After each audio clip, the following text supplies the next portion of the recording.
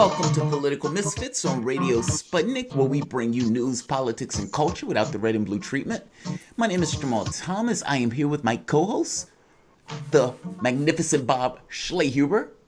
Let's do the news. We have another great show for you today. In the first hour, we'll discuss the austerity lurking just around the corner of the COVID-19 pandemic.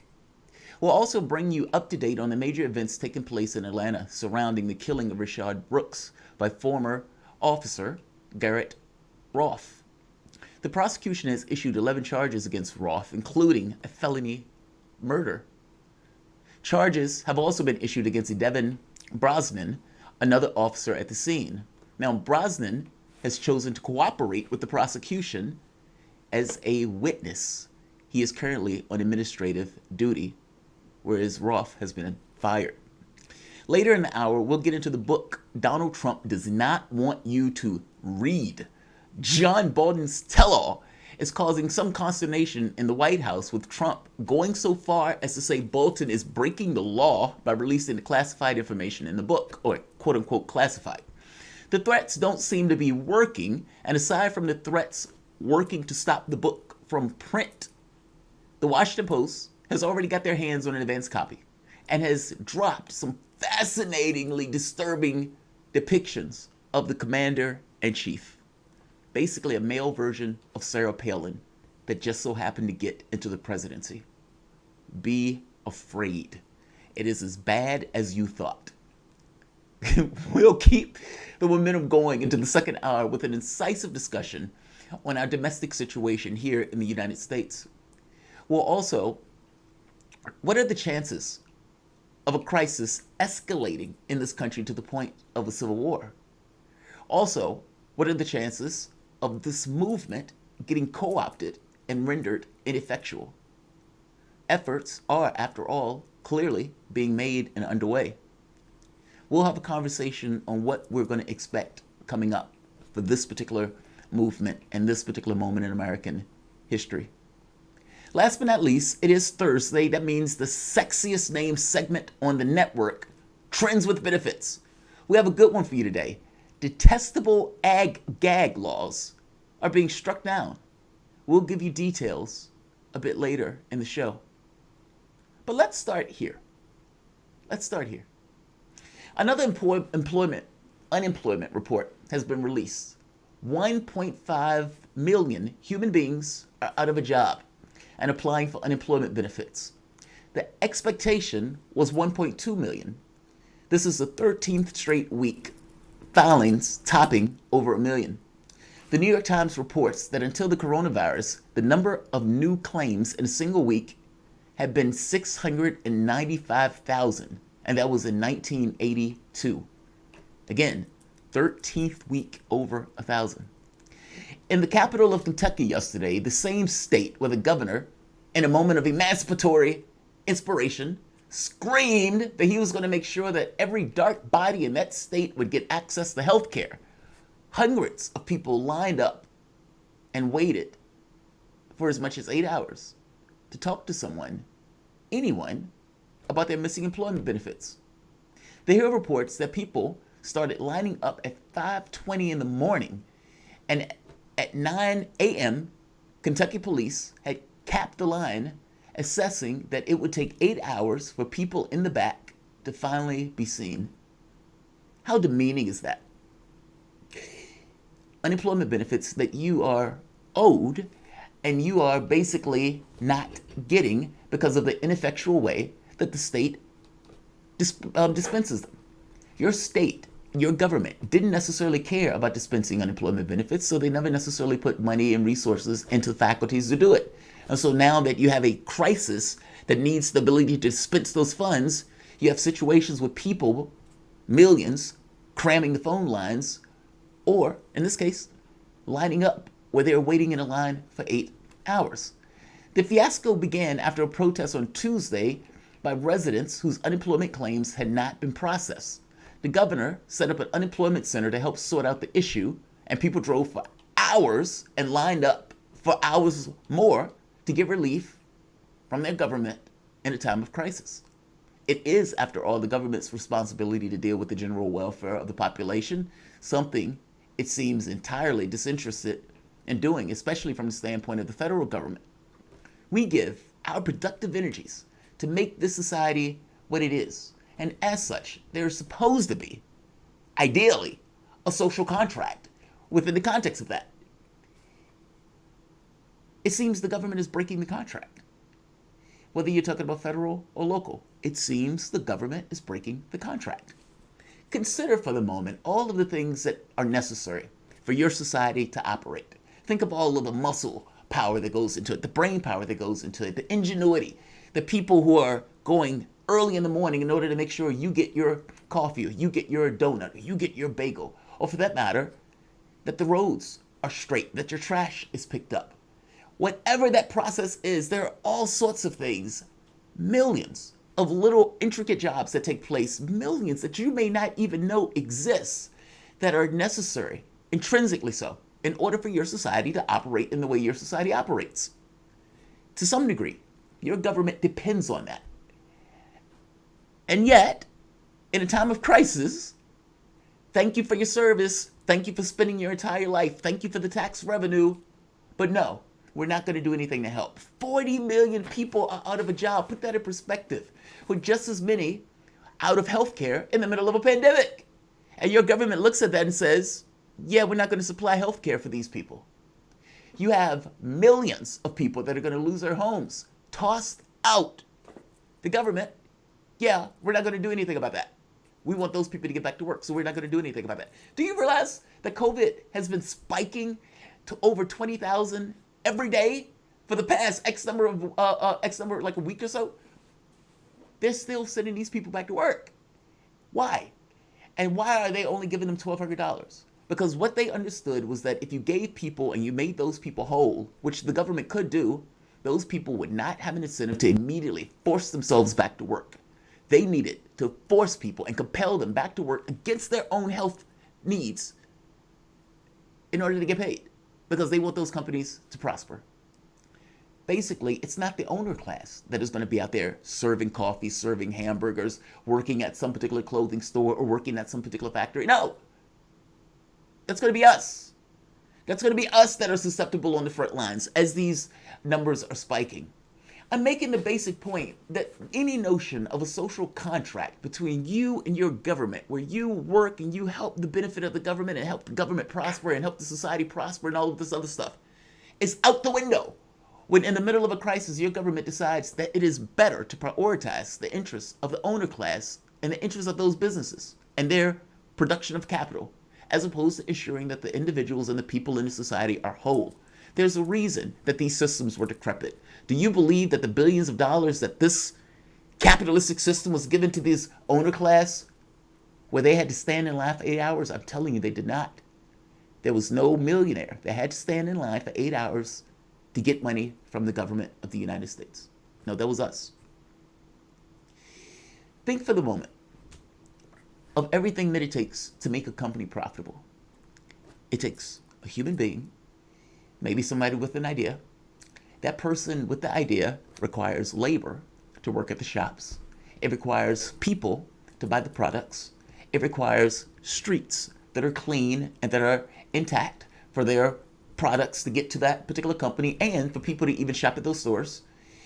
It also requires a basic workforce that is educated, which is done so in the public schools. It requires clean air, clean food. I hope you get where I'm going here. The notion that we would allow somebody to be a billionaire and allow other people to be homeless when it takes the entirety of the society, not to mention those workforces, in order to make that company profitable in and of itself. You didn't earn it. At least not $1 trillion in the way that Bill Gates is trying to get, or even for that matter the Waltons. And yet we prioritize funding for those people. Here's the key point. It is us, the workers. It is the human beings that are make this society and make this economy what it is. And the idea that your government is willing to throw you over the river in the middle of a crisis in pursuit of the owner class is abysmal. And it is a fundamental breakdown in regards to the social contract. If the social contract means anything, it is a relationship back and forth, give and take, from the government to us. And in the situation of a crisis like this, they have utterly and entirely, abysmally, and completely failed. And by the way, this is not a voting solution.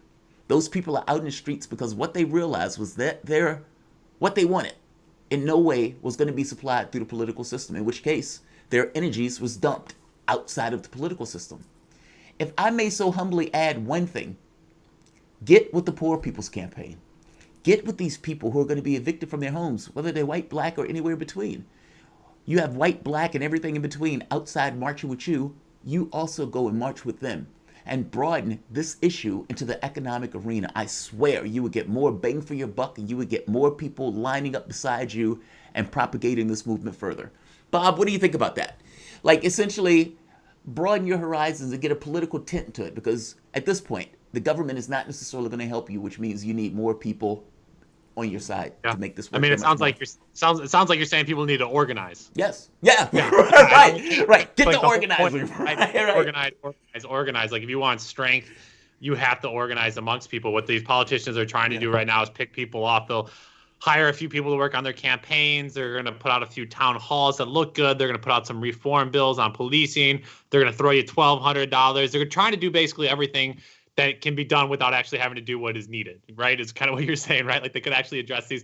I mean, it's remarkable too, though. It's like, at what time or point do we really realize how broken the government is? And in a way that's really more substantive than, oh, the government's bad, I don't like government, and it's very partisan, I don't like the Republicans, or I don't like the Democrats. But here, for example, Jamar, we are running into July 4th weekend, and in my local neighborhood, every year there are young people that take bottle rockets and take Roman candles, and they run around and basically shoot them at each other. And then occasionally we'll shoot them at police cars, or occasionally we'll shoot them at bystanders just kind of walking by. And inevitably, such as last year, one young person got one of those bottle rockets shot into their eye, and the uncle actually had to pull it from their eye.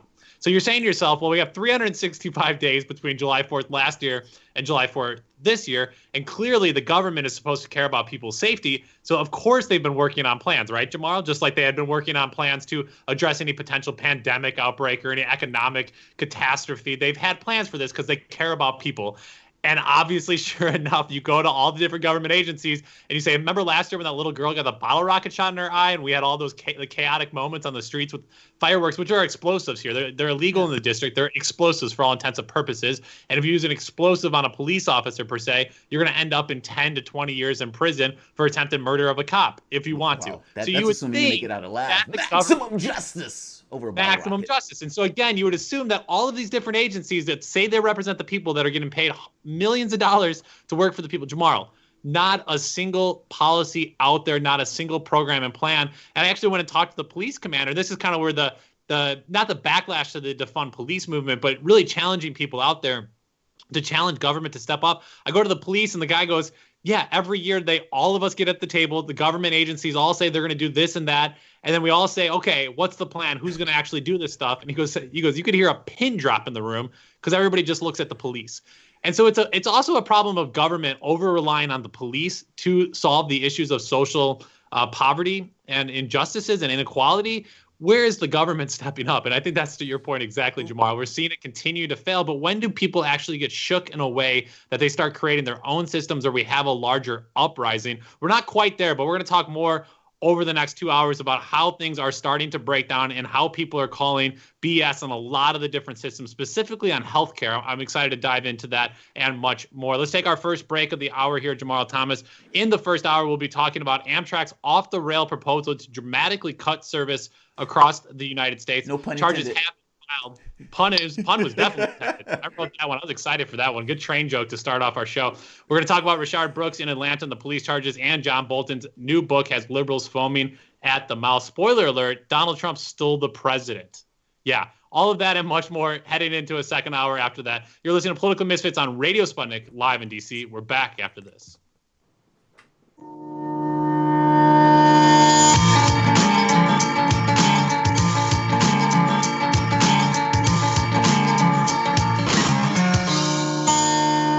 Breaking news, expert analysis, and exclusive stories, all in one place.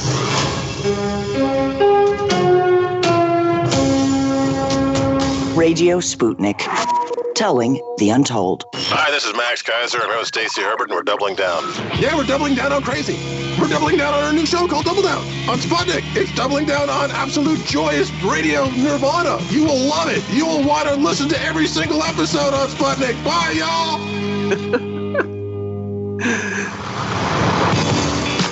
Are you bored? Are you lonely? Do you need a hug?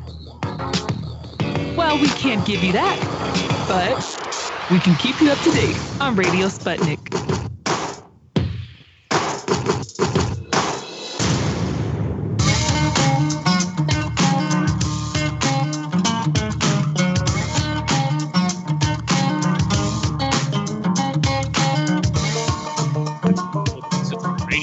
Where we bring you news, politics, and culture without the red and blue treatment. I'm Bob Schlieber here with Jamarl Thomas, 105.5 FM in the nation's capital. You can also check us out on SputnikNews.com. There's a little radio pop-up that you can click on and listen to all of our great shows throughout the course of the day. And you can always head over to the Progressive Soapbox on the YouTube channel run there by Jamarl Thomas to check out this great show, Political Misfits, but all of his programming throughout the day. If you don't get a chance to listen to us live, we're also in podcast form later on in the evening. Give us a call, 202-521-1320. We are joined now by Morgan Artukina, a Sputnik News analyst and writer and train enthusiast, to talk about Amtrak's announcement that it's going to cut service and obviously staff around the country and the coronavirus fig leaf that's providing cover for the loss. Morgan, welcome to the show. Hi, thanks for having me on. Thanks for being with us. On Monday, Morgan, Amtrak announced that it was ending daily service to hundreds of stations outside the Northeast and will be reducing train frequencies even in the busy Northeast corridor. It also warned that more job cuts are looming and blamed the pandemic. The Washington Post headline was this: Amtrak is ending daily service to hundreds of stations. Blame the coronavirus pandemic, the railroad says. We saw your response to this news in this tweet, writing, Congress has wanted to jettison Amtrak almost since it formed the company. This is a flimsy excuse and shameful, WAPO reported uncritically. Back in February, before the pandemic fully arrived in the U.S., the Trump administration was advocating for Amtrak's budget to be cut by half and for the service to focus on profitable intercity routes. That budget also wanted to cut a lot of public transportation and highway funding. But I suspect Amtrak's problems or perhaps sabotage go back further. Morgan, can you explain to us how Amtrak ended up in this crisis? Sure. Well, the thing to realize is that Amtrak was born out of crisis and never really left it. So to understand, what basically Amtrak was formed in 1970 by an act of Congress. And it was what happened basically was that before Amtrak, the U.S. didn't have a national rail service, and it was just all these different freight routes, freight lines offered their own passenger service, which was never profitable. But it was they got contracts from the government for like handling mail from the postal service, so that kept them afloat, and they just kind of tacked passenger cars onto the end of it. So as air travel became more popular in the 60s and the interstate highway, allowed trucks to deliver cargo and stuff, the mail service started pulling its contracts. All these railroads started going under completely for many reasons. And so all of a sudden, there was this threat that the U.S. would have no passenger rail service. So Congress acted, created Amtrak, bought up all of those companies' passenger rolling stock, and gave it to Amtrak and said, now we have rail service. It was never meant to be a comprehensive thing. It was kind of a spur of the moment, like we need to avert this absolute crisis and make sure that we don't lose passenger rail altogether. And Amtrak's been just kind of limping along ever since, underfunded and undersupported, and really kind of held up as this punching bag for especially Republicans in Congress who absolutely hate the idea of the U.S. government ever supporting, any kind of industry or public service. Yeah, it sounds a lot like the current state of the U.S. Postal Service. Is that a similar kind of situation? They've kept both the Postal Service and Amtrak in a permanent state of crisis? I think it's an excellent example because you can see how they're doing the same thing. They underfund the Postal Service. They encourage, private competition from DHL and FedEx and stuff like that. And So when the service performs poorly, the people who were responsible for cutting the funding then turn around and say, "Oh, look, it's performing so poorly. Clearly, we need to stop funding this thing. We'll have, we should just let the market take it over completely." So they've engineered this crisis, and they did it to the Postal Service. They're doing it to the Postal Service, and they've been doing it to Amtrak too. So it's literally the same situation. Yeah, and tell us a little bit more about Amtrak in general. I guess I want to kind of specifically, I'm curious how it relates to other countries' rail services. I used to live in Ukraine, and they had a remarkable rail service. It might not have been the smoothest ride. It might not have been the fastest ride, but you could go from point A to point B in that country just about anywhere. Here in the United States, it seems like our Amtrak system is pretty slow, rather expensive, and limited to compare to what could be. How have we really got into this situation, and how do we compare to what could be, such as in other countries around the world? Yeah, well, I think there's two parts to that question. One is the funding, and two is the investment. Because on the one hand, everybody knows that the U.S. doesn't have the high-speed rail service that you see in Western Europe or in Japan or China, and that's kind of what a lot of the focus has been on. Is like even the Obama administration was like, we're going to build a high-speed rail route. They never did that, but that's kind of the thing that people focus on, and I think that's because it's kind of futuristic and exciting and stuff. But the truth is that we could actually have much better rail service than we do now, just using the infrastructure we have and the equipment that we have, because they just won't fund it, and that's kind of what's happening with this bill. With this article, with the stories about, is this idea that Amtrak, it just kind of can't hack it anymore, so we're just going to cut service to these stations. We're going to cut routes and all that stuff, and we're just not going to support this industry at all. And to compare to other countries, for example. I've ridden trains in a bunch of countries. I used to live in Scotland, and I rode kind of across a lot of Western Europe, at least as far as Zurich, on high-speed trains. There's a couple of interesting examples, and one is in Japan and China, for example, you see kind of a government-controlled, entire rail system. The same situation in France, for example. But in the UK, there's a different situation, and it's network rail, because there was this mass privatization effort or push toward integrating, the market and stuff in the 90s and the 2000s in the UK, and that resulted in what had been a nationalized system becoming largely privatized under this aegis of network rail. And network rail is now basically an equivalent of Amtrak. It's a state capitalist institution. It's a private corporation owned by the government and run as a corporation rather than as a public service. And the transition has been really remarkable because you saw the prices go up, you saw the service go down. The same challenges popped up where you had services getting cut, you had tickets that were too expensive, you had lunches, dining cars and stuff getting cut and everything. So it's interesting to see that kind of transition. It's the opposite transition, right? We talk about how much better it would be if we went the other direction towards a state or a well-funded, model, but they went kind of the opposite direction in the UK.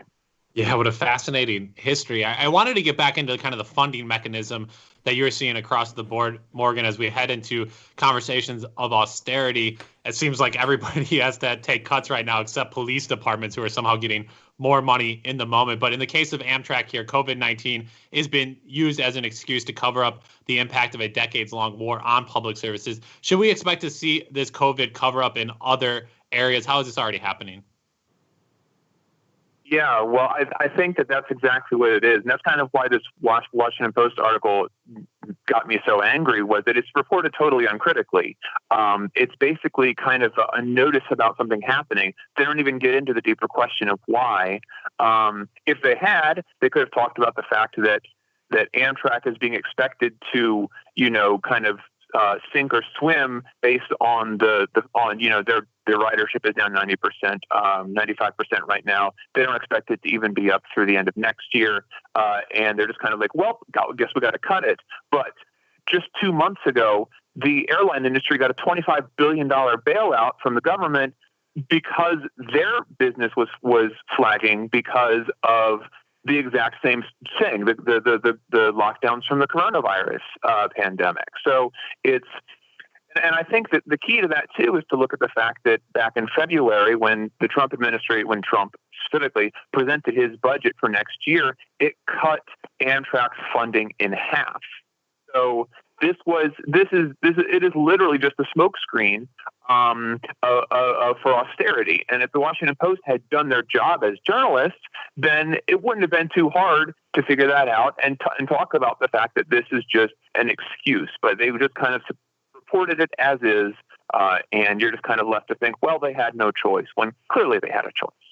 Yeah, Jamal Thomas, I think what it kind of brings to my mind with these cuts, and when you read more about where the cuts are going to happen, a lot of it is to rural areas and to maybe communities that only have the train stop come to them once a day, and they're now saying maybe it's only going to come 3 times a day. But we also see low income, and then what overlaps on top of that, people of color really affected by transportation decisions made by both federal and local government officials that often doesn't get talked about. Housing never gets talked about somehow in these debates that we have, nor does transportation. But here in Washington, D.C., it's pretty evident that the ridership is oriented around getting people into downtown quickly and then back out to the suburbs quickly. And the bus routes are designed in a way to charge extra money for express routes that go straight through the heart of the city and get people out of the city. And then they cut late into the evening route. So if you're working a late shift until 1 or 2 in the morning, the routes now only run every 45 minutes because most suburbanites with money, they don't travel at 2 in the morning. So it's not designed around you. Here in my own neighborhood, they've cut a lot of the bus stops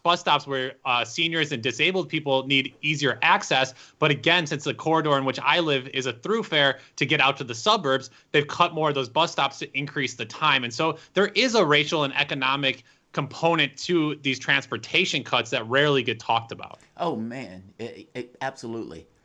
There is no private enterprise or market solution to people who are sleeping rough. They don't care. They can't make a buck off of it, so they don't particularly care. To them, that's something that's a factor of the government to deal with, if the government deals with it at all. Why? Because the government is supposed to care about the general welfare, and it's not supposed to be in this mindset of how do we make a buck. Meaning, in the situations to which you guys are describing, the government takes a hit because it's providing for the general welfare, not necessarily trying to take a buck. Cutting an tax on Amtrak, or for that matter, a tax on a postal service, when you cut either bus services or like train services, there are people, or metro services for that matter, it impacts poverty. Because for the exact reason you mentioned, there are people who need to get from point A to point B in order to get the jobs, to get there at certain times. And if you eliminate those things, if they are already in poverty, then that is going to create a massive difficulty in trying to get from point A to point B. Some of those people depended on those routes. And again, it's sad that it becomes a factor of cash. Okay, we can't make a buck, so let's just get rid of it. Yeah, but what about the people who need that? Yeah, we can't make a buck. Yeah, and often these routes have higher cost to them, and then people that are low-income workers often have to travel much farther than others do. And so I think I should say have to spend more to get to it. Morgan Artukina, we just have a minute left with you here. Michelle Whitty, our fantastic producer, wants to know what country has the world's coolest trains these days? Japan. Coolest trains? Japan. That's what it says here. They're building a maglev in Japan, which is pretty cool. It's supposed to go like 500 miles an hour or something. Sorry. That stuff, I mean, it's incredible. It seems like with the will, we could also create that stuff here in the United States. Am I wrong? Yeah, no, you're not wrong. Hyperloops, all that stuff. I mean, all that stuff is possible. They just don't have the political will to do it. Morgan, go ahead for the last word here. Okay, what's funny is that they actually did propose building a maglev route from D.C. to Baltimore. It would have been financed by a private corporation. I don't remember if it was Elon Musk or if it was Charles Bronson or somebody. I don't remember. One of them, fancy industrialist people who pretend that they have all the answers to society's problems. They wanted to build such a route, and they were actually talking about, like, where would we put the stations? How would we take the tunnels and stuff? But again, it would be a private, market thing rather than a public thing that would benefit people. Yeah, it was Elon Musk Boring Company. They dug a giant hole and got a ton of photos taken and then did nothing with it. With that, though, we are out of time with Morgan Artukina. Morgan, thank you so much for joining us. We really appreciate it. My pleasure. With that, we take a quick break. You're listening to Political Misfits on Radio Sputnik live in DC. We're back after this.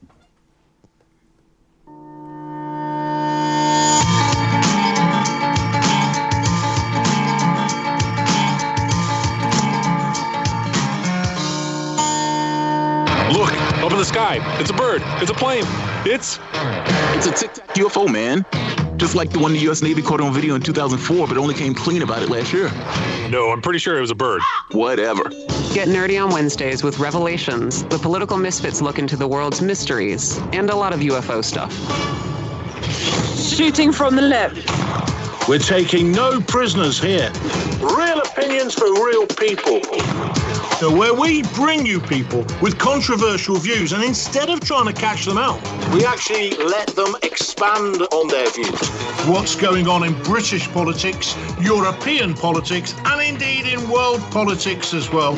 And wherever you are, whether you're a UKIP supporter, a Tory or Labour, everything is in turmoil.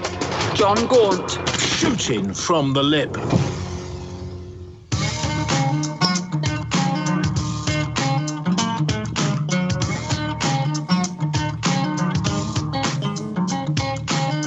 Welcome back to Political Misfits on Radio Sputnik, where we bring you news, politics, and culture without the red and blue treatment. My name is Jamal Thomas. I am here with my co-host, Bob Schlehuber. Let's continue to do the news. We have a great show for you today.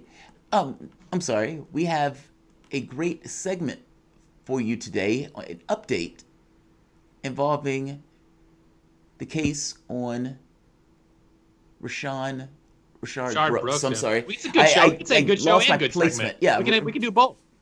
Yeah, I'm found it. I just lost my placement. I'm sorry. If you guys are digging what we were putting down, please give up a like, give up a share. You can also join the conversation with a chat, tweet, or a call. 202-521-1320. That is 202-521-1320. So you guys have heard me say that we are in a Me Too moment for blacks being killed by cops. That sounds grim, but it does seem to be to some degree true. Case in point, Fulton County District Attorney Paul Howard Jr. has announced charges against the officers involved in the shooting of Rashard Brooks. Now, former officer Garrett Rolfe shot 3 bullets. 2 hit Brooks in the back. 1 exploded in an occupied vehicle nearby Wendy's. It didn't explode the vehicle, but it hit a vehicle that was occupied. Rolfe faces 11 charges, felony murder, including 2 counts of aggravated assault related to the bullet he fired into the occupied vehicle nearby in the Wendy's parking lot. Now, Brosnan, the other officer on the scene, faces 3 charges in total, including 2 counts of violation of an oath of office. Now, the felony murder charge could make him eligible for the death penalty. Devin Bronson was placed on administrative leave and will testify on behalf of the state. That's interesting. The district attorney makes the point that the officer never informed Brooks that he was under arrest for a DUI. Also, after Brooks was shot and laid on the ground breathing his last breath, the cops waited for over 2 minutes to provide medical attention. Instead, Rolfe, after shooting Brooks, said, "I got him," and walked over and kicked a dying man. Bronson, for his part, found the most productive use of his time and energies in that particular moment was to stand on Rashard's shoulder as he laid there bleeding to death. Under normal circumstances, this case would have been called a clean shoot and both of the officers would still be on the job. A few quick points. We, as a society, expect for the money that we pay to cops, even when dealing with someone who is not presenting the best version of themselves, to still prioritize life, their own and the persons they're encountering during the policing activities. That means that it is not beyond the pale for society to expect a public servant to behave rationally with regards to preserving life of the same public that pays their salary. In any appraisal of the justifiability of a police shooting, a determination on whether other credible avenues of action existed beyond the ultimate solution. Meaning, they need to act rational in regards to their dispensation of force. And that dispensation of force should be the last resort. You can't credibly tell me this killing is justified.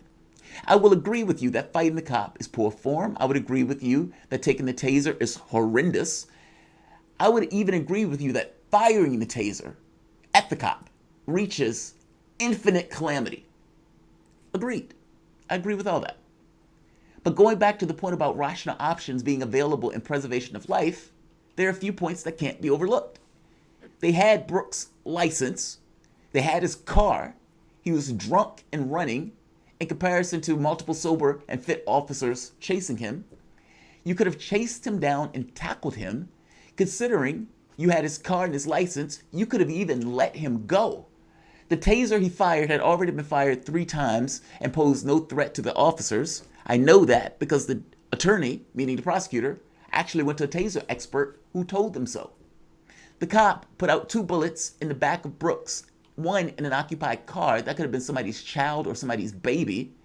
Basically, he's firing this in a crowded area. And just like it hit Breonna Taylor, it could have hit somebody else here. Other paths of credible action that would have preserved life were available and therefore necessitates these charges. Believe it or not, my heart actually goes out for this officer because to me, this is an issue of training. And 70% or so of people who would have been put in this situation would have did the exact same thing and killed him. And like I said, under normal circumstances, they would have called it a clean shoot. But should it be a clean shoot? Even if this is a political trial, so what? Ultimately, you need to make the case to change and to shrink the level and the window and the latitude by which we give cops to execute maximum justice. And I'm sorry, this, considering that there were other options available, doesn't necessitate that action. Bob, what do you think about this? I mean, this case was a little bit more complicated than some of the other ones. I mean, kneeling on Floyd's throat was clear cut. It just reeked into the conscience of American public. Like, even Trump supporters were just aghast by it. This is different. Yeah. I mean, the kicking him, Rashard Brooks, after he's been shot and then, like, standing on him, that definitely, like, brings it to a whole extra layer. It does. And the prosecutor mentioned that. It's just like, why would you have done that if you weren't actually, like, working pretty hard to, like, kill the guy? I guess I kind of go back to the kind of the earlier thing you said, that I don't think police are designed to keep us safe. They tell us that, but they're designed to keep property safe and they're designed to keep the peace. And that's a much different thing than maybe it is than protecting people. Because if we actually were concerned with people's lives, would we send a poorly trained, non-social worker to vast majority of situations that don't require a gun? Very few police officers actually take out there and use their gun. And so why are we continuing to send people with guns to address situations with Rashard Brooks? Because then we're going to get the outcome that we saw there. And so I would challenge when we say, was this an attempt to keep him safe, or was it to continue to basically uphold the power of the state and say to anyone, if you run from the state, if you challenge the state, you talk back to the state, if you ever confront it or try to break any of its rules or laws, we will kill you. Yeah. We will murder you. We will use maximum punishment, like you say, Jamaro. And that's much different than, like, we're going to keep you safe so that you can live peacefully within the state. And this kind of goes back, and we didn't have a chance to talk too much about it, about when the state and Donald Trump and William Barr there a few weeks ago on that Monday came out and violently attacked nonviolent protesters. That is a massive deal. I mean, that's a massive deal that people seem to undermine. That's the point of the state, though, right? Yeah, the state is going to say, you even challenge us, you look at us wrong, we're coming at you. Like, of course they're going to do that. And again, of course the police were going to continue to police. That's the thing with, and I think I'll end it here, but this idea of police reform, it's not a thing. There's no such thing as community policing. Police are going to police. There's a constitution. There's centuries of training. Police will police. And if you talk to commanders and you talk to police, they'll say that. We're not trying to reform. We're not going to do training differently. We're going to do the police. So you either continue to have the police and expect police to do what police are going to do, and that's fine. Just be honest with them. Police are not going to change. They're going to continue to do exactly what they did. Week-longs of protests, people on the street, and Rashard Brooks gets killed because police only know how to police. There's no changing and reforming police, and people have to accept that and either work with police understanding that or then call for the abolishment of it. There's no happy middle ground that people keep on trying to find. And by the way, no other option was even considered. I mean, when the cop was like, don't fire that taser, it's a taser. Like, I get it. Don't misunderstand me. I do get it. Like, somebody's pointing a weapon at you. In that case, it's like that thing clicks in your head. This is a murderable offense. But the problem is it's not a murderable offense. And people, for the longest time, give cops a pass on this stuff and just kind of accept that this takes place. Like you said, I would rather be judged by 12 than carried by 6. That's horrendous. I mean, because that basically means that everybody else in society is subordinate to me getting home at night, even on the smallest of potential of risk. And so it's like, I give him the benefit of the doubt in the sense of saying, okay, look, if your life is in danger, fair enough. But your life wasn't in danger, buddy. That's the problem.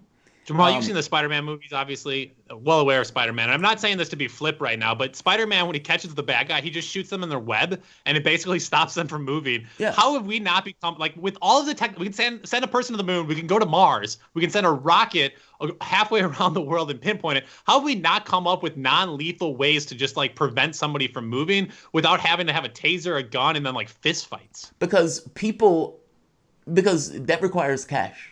Because this kind of gets to the root of the argument that I make. You can't stop cops from being cops. There's all sorts of incentives. There's all sorts of training. There's a culture in it. There's an authority thing of like, how dare you undermine my authority? That becomes just a human issue in and of itself.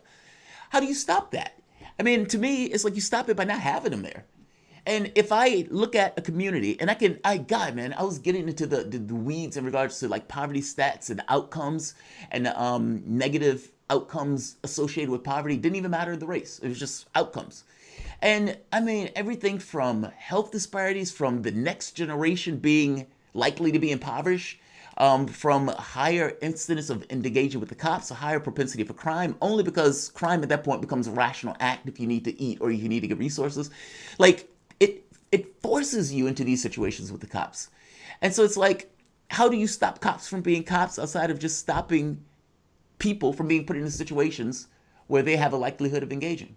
That's the way I think of it. And unfortunately, when you're having this argument in regards to like the parties, they are only talking about cops.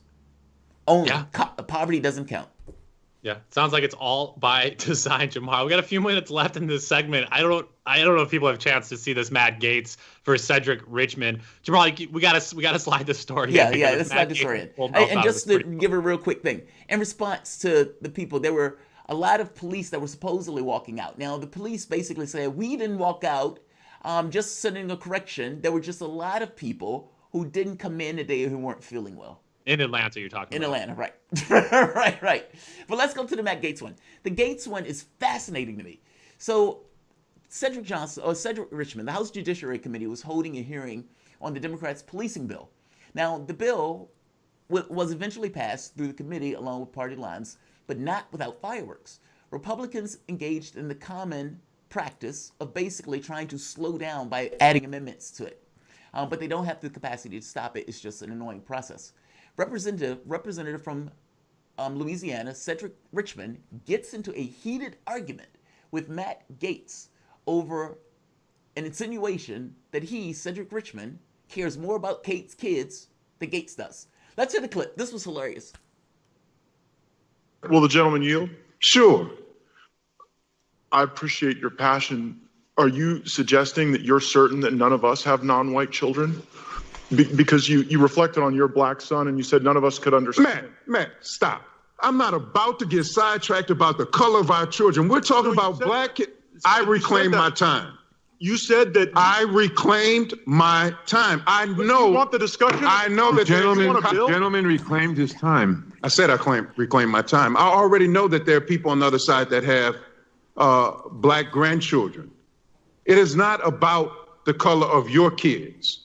It is about black males, black people in the streets that are getting killed. And if one of them happens to be your kid, I'm concerned about him too. And clearly I'm more concerned about him than you are. So let's be clear about that. You're claiming you're more concerned for my family than I do? Who in the hell do you think you are? Gentlemen, if the shoe fits. You don't know how much we care about our families. Kick dog holler. You should take those words down. Holler. A kick dog hollers. He said, who the hell do you think you are? He said a kick dog hollers. I love that. Controversial perspective. Richmond has a point. Cops kill 1,000 people a year with 99% resulting in no charges to the officer. That's compounding a tragedy with an atrocity. Doubly so in the psychology that you perpetuate as you've eliminated accountability from this process. Do you think that having that stat incentivizes or disincentivizes the dispensation of maximum force by an officer? Of course, it incentivizes it. 2 points. There is a level of ludicrousness to this, even though this fight is to some degree real. I told you Democrats were going to focus tightly on the thing of cops and ignore the issues associated with the water in which fish swim, a capitalistic system. The fight is always postulated as it's a foregone conclusion that the issue of income inequality will not be addressed. So the only part that they can tackle is the cops. And that's the sad part about this argument. In an odd way, I feel bad for the cops, as they're commissioned to do a job that they don't have the faculty or the station to do. We have 25% of the world's population in our prisons, and cops beating their wives and eating their guns, angry and not being able to take this stuff. This is not indicative of a healthy society. Bob, what do you take away from this conversation? How do you see it? Well, I was just like I'm mind-blowing, and I love the kick dog collars. I'm sorry using that. Kick dog collars. Shout out to Andrew Gillum's grandmother for making that phrase eventually politically known across the country, and a little bit of a troll there, Matt Gaetz. Just a couple points. Matt Gaetz is single, not married, and does not have children. So first of all, Matt Gaetz, calm down a little bit. Second of all, I just have to laugh at the fact that the Republicans were like huddled in the back room and they're like, okay, guys, any black people? Nope, no black people here. Is anybody married to a black person? No, nobody married to a black person. There's some jungle fever within those grandkids, though. No black children. And they go, does anybody have a grandchildren? And somebody's like, I have a half black grandchildren. I haven't talked to them in 4 months. But I think we can put that out there. Let's put that out there. And Gaetz goes, how dare you? Like, trying to trap him on one of our members has a half black kid. So how dare you speak about black children, Mr. Black Guy? I thought that was my favorite part. Oh, that's so funny. And it sounded like he was going to own up to having an illegitimate black kid. Like, he was like, how do you know that we don't have a kid? He's like, are you admitting something? Like, what are you admitting? Like, this is an awesome clip. That was awesome. I mean, he's the same as like Lindsey Graham, right? He'll take the most absurd position on either side, depending which day the wind blows. Let's head to a break here. Speaking of taking which side the wind blows, Tax at Politics. John Bolton's new book is out, The Room Where It Happened. Yes. We'll talk about that and much more after the break. If you've got a chance to read some of the headline news around the book and you have thoughts on it, give us a call, 202-521-1320. You're listening to Political Misfits on Radio Sputnik, live in D.C. We're back after this.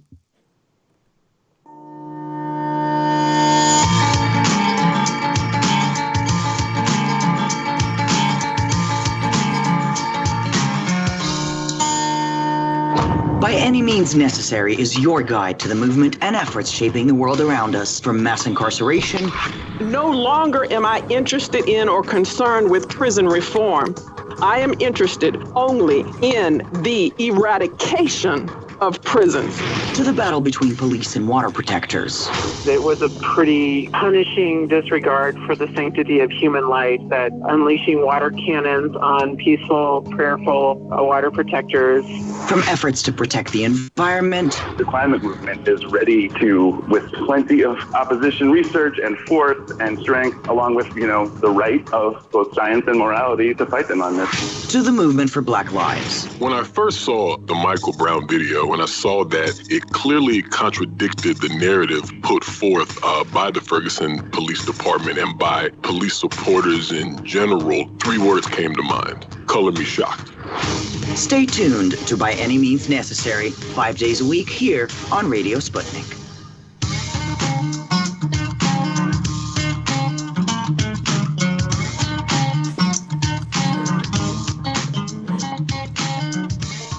Back to Political Misfits on Radio Sputnik, where we bring you news, politics, and culture without the red and blue treatment. I'm Bob Schlaber here, kind of with Jamarl Thomas, continuing to bring you live programming Monday through Friday, 12 p.m. to 2 p.m. Eastern Standard Time. You can jump in here on the conversation, 202-521-1320.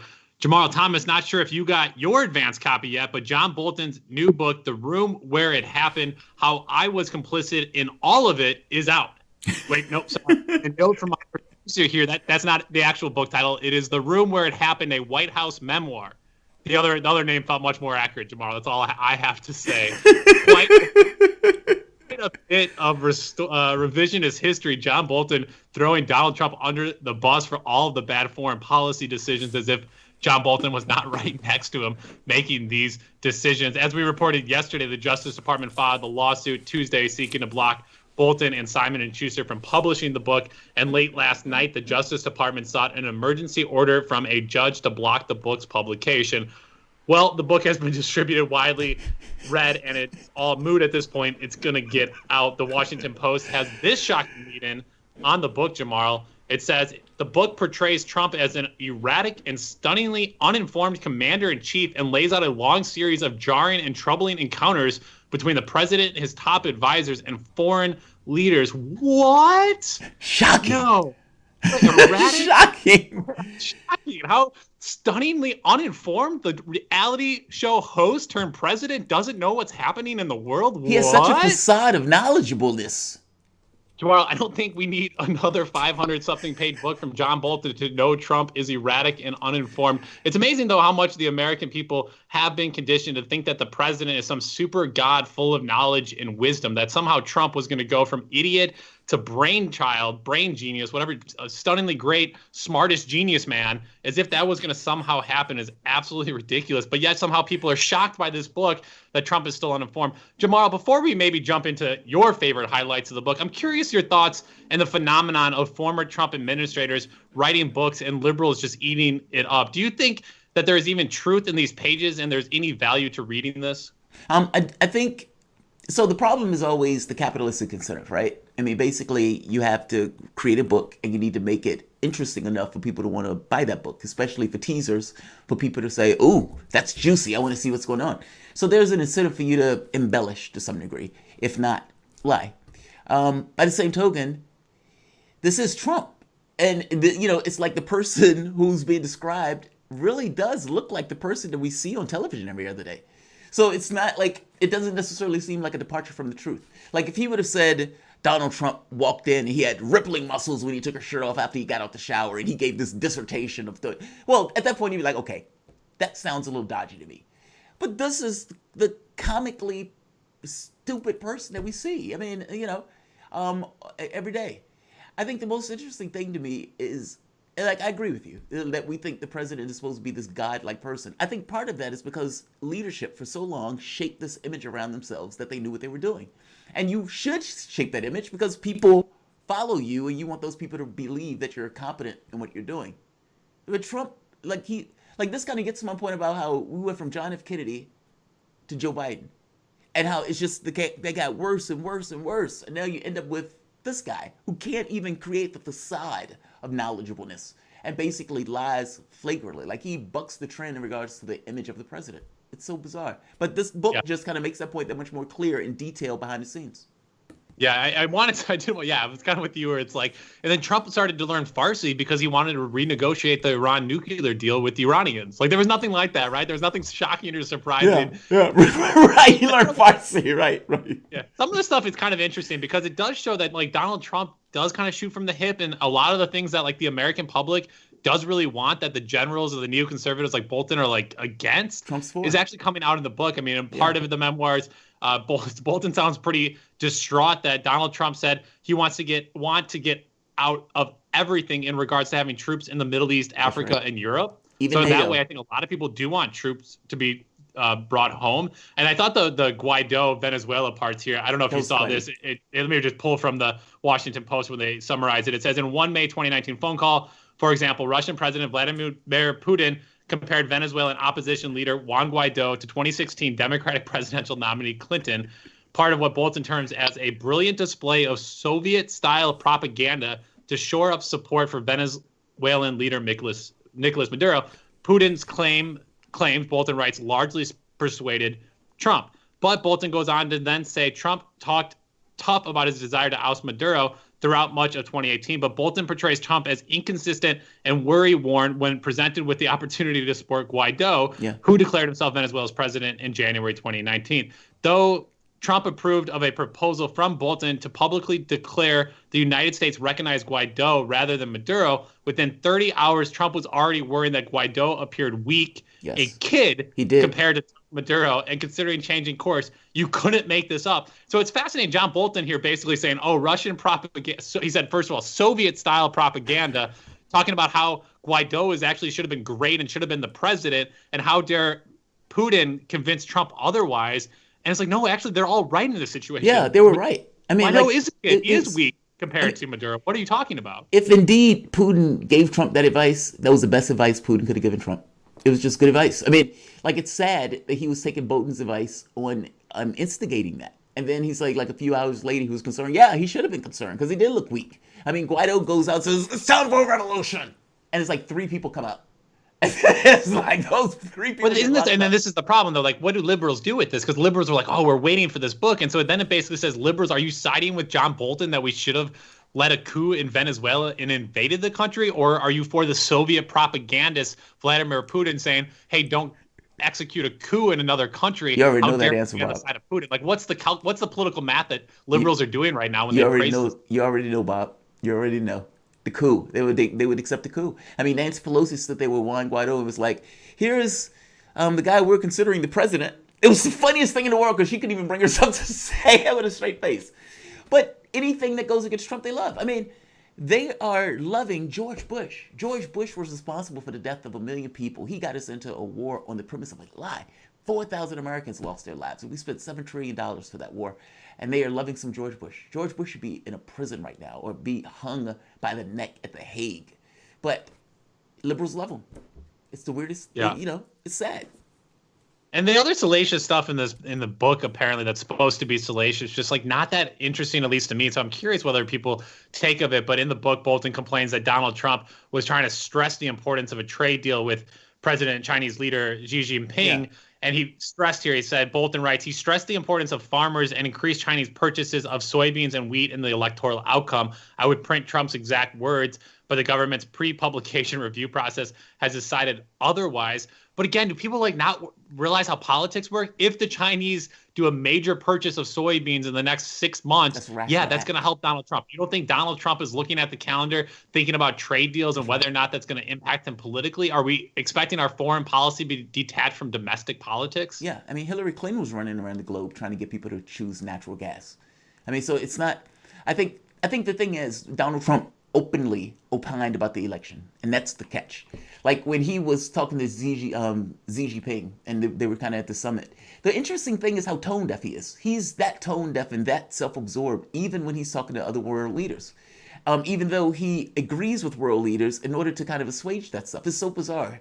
So he would talk to Xi Jinping. Xi Jinping would be like, hey, I don't like the China hate that you guys have been purveying in your country. And Trump is like, yeah, those Democrats are pretty horrible. We need to get some, I need you to buy some soybeans from us. I was like, what? Like completely oblivious to the fact that he's not talking about just the Democrats. He's talking about him too. Yeah, and Trump is talking about the Republicans and the mainstream media. I think that's what's always amazing about American exceptionalism, that we just think the Chinese are these dumb idiots. They probably know the country much better than us at this point and better understand how Americans act. Just one last thing on the dumber side of things, and let's always take the time to make fun of Donald Trump, is in the book, Bolton recalls Donald Trump asking John Kelly, his former chief of staff there, if Finland was a part of Russia. And he had also had to ask, when meeting with the Prime Minister Theresa May back in 2018, whether or not the United Kingdom was a nuclear power.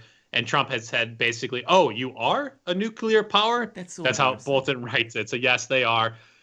Quite scary, quite Sarah Palin asked, doesn't give me any confidence. But Jamal, I had no confidence in Donald Trump yesterday, nor am I going to after this book. Jamal, we have reached the end of our first hour of Political Misfits. In the second hour, we will look at whether or not Americans think the country is headed for a civil war, the latest unemployment numbers, and in our weekly Trends with Benefits segment, we look at how the U.S. government is blocking us from seeing the horrific ways in which corporations are treating animals in America.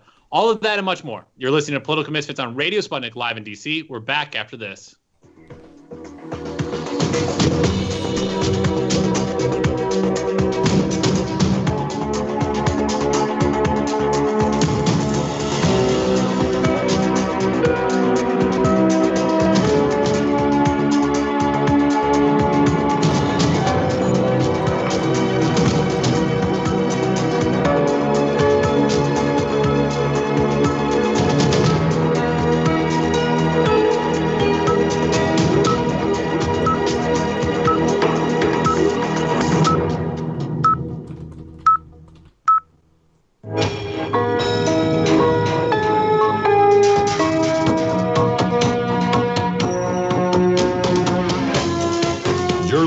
to Radio Sputnik.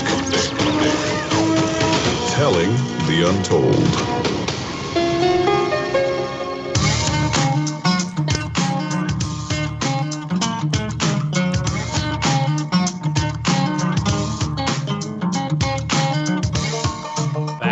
Misfits on Radio Sputnik, where we bring you news, politics, and culture without the red and blue treatment. I'm Bob Schlehuber here with Jamarl Thomas. We head to our second hour on Radio Sputnik 105.5 FM here in the nation's capital.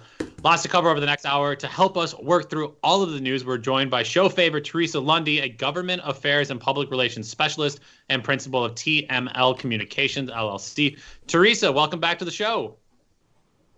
Happy to be here. How are you?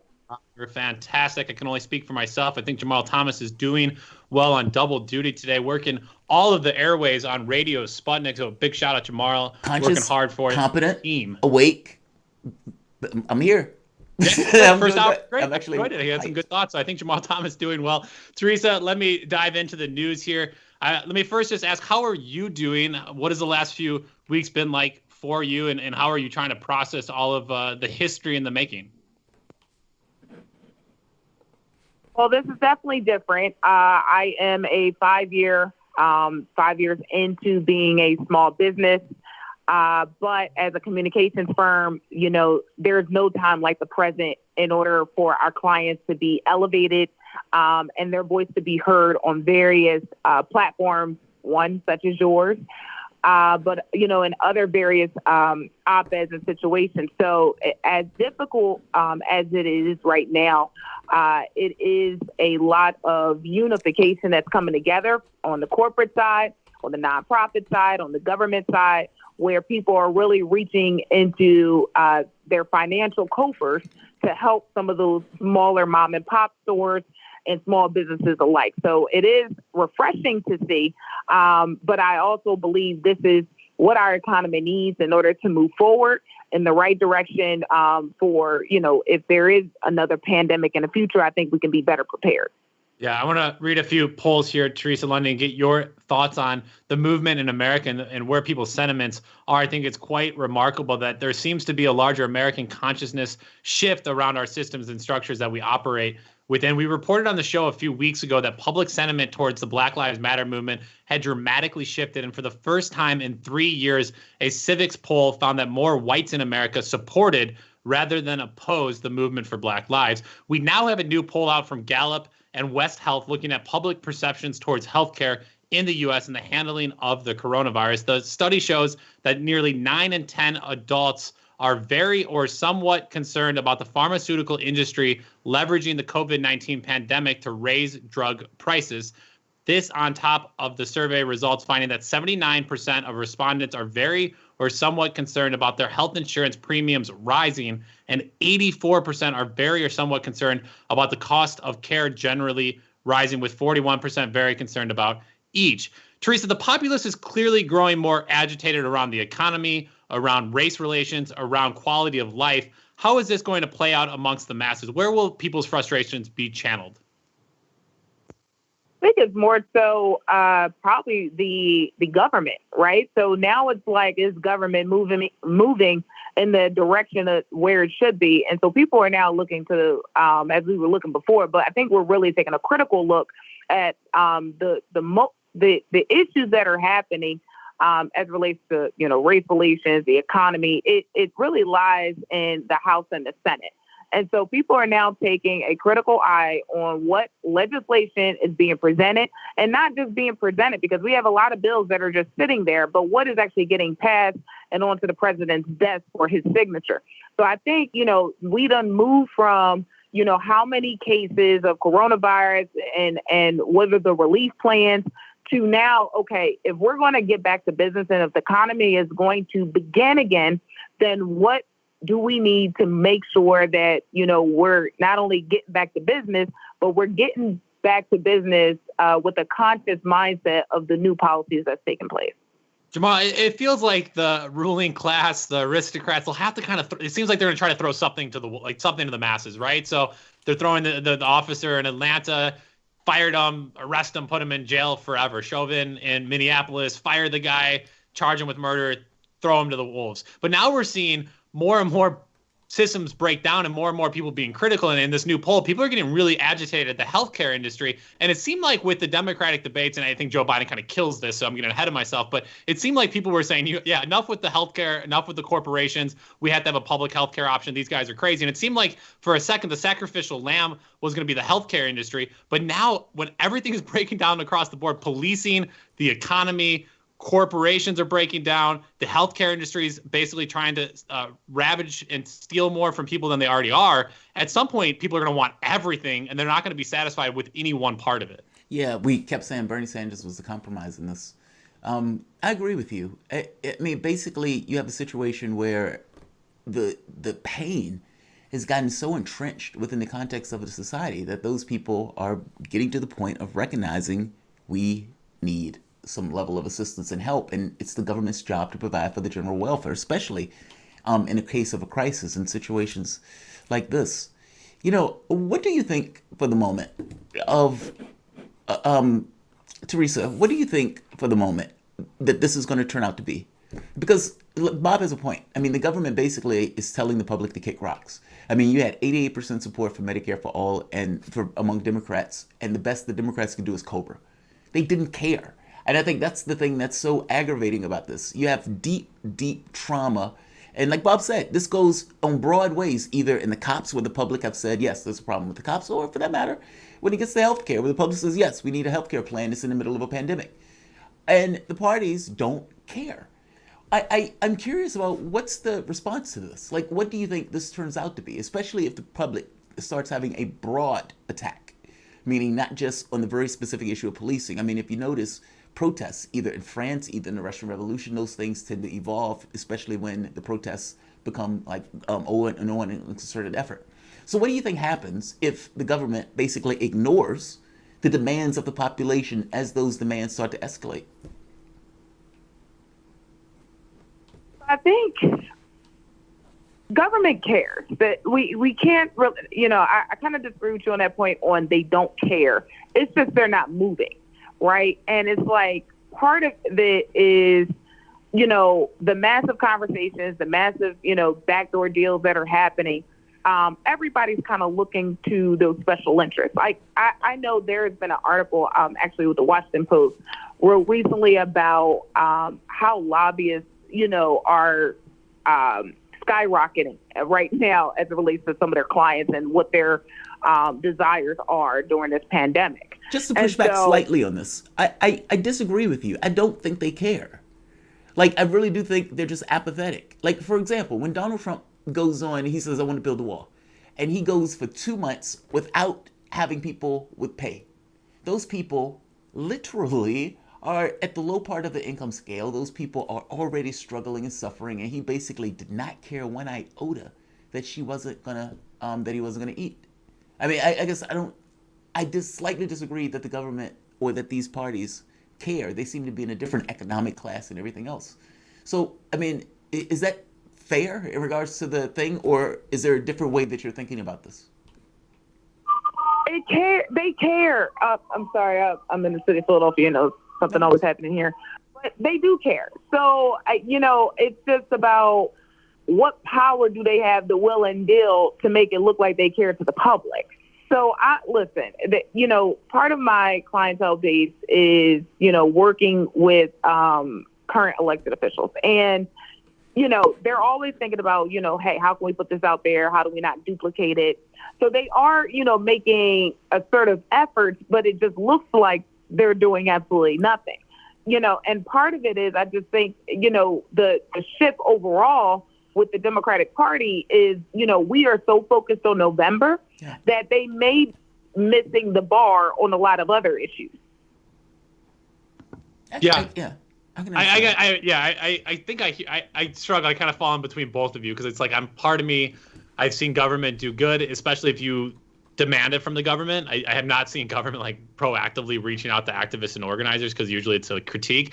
I think for me with government, it just is having to remember that they're beholden to so many different people. So when I go out and demand something from my council member in my local neighborhood and she'll move a little bit, I then also have to look at her donations. And Brianna Nadeau, the council member that represents me here, is beholden to developers because her number one donors are developers. Developers aren't out on the streets right now. They're not protesting right now. They're not activating right now. And so we have to remember that the government has to serve everyone. And that means sometimes serving those in the ruling class and sometimes amongst the poor of us. And so I don't think that like a blanket statement like the government cares for everyone is accurate. They may care for some people and in some ways try to get some people some resources, but at the end of the day, they have to cover a lot of ground. I did want to ask your thoughts here, Teresa, about another poll that's out by Rasmussen Reports. The poll released Monday reveals that 34% of likely U.S. voters think that the United States will experience a second civil war sometime in the next 5 years, but that includes only 9% who say it's very likely. This compares to 31% and 11% respectively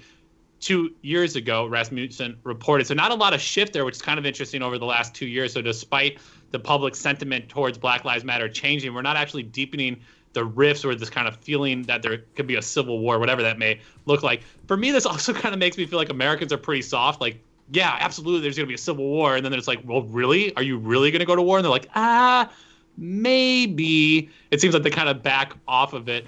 It's interesting, in the same poll here, 39% of all voters believe the removal of Confederate symbols, names, and monuments throughout the country honoring those who fought in the first Civil War will help race relations. 27% disagree and think it'll actually hurt race relations. Just 29% of blacks believe the current protests will lead to long-term meaningful racial change in America, compared to 35% of whites and 48% of other minority voters. Teresa, I'm curious, in Philadelphia, from your experience, do you think that we're seeing some type of ground shift culturally? Are people buying into it? And do you think when people shift their focus and maybe lean towards one side or the other, we're going to see deepening rifts? Or at the heart of it, are people pretty indifferent and they're going to kind of continue to go around with the masses regardless of what happens?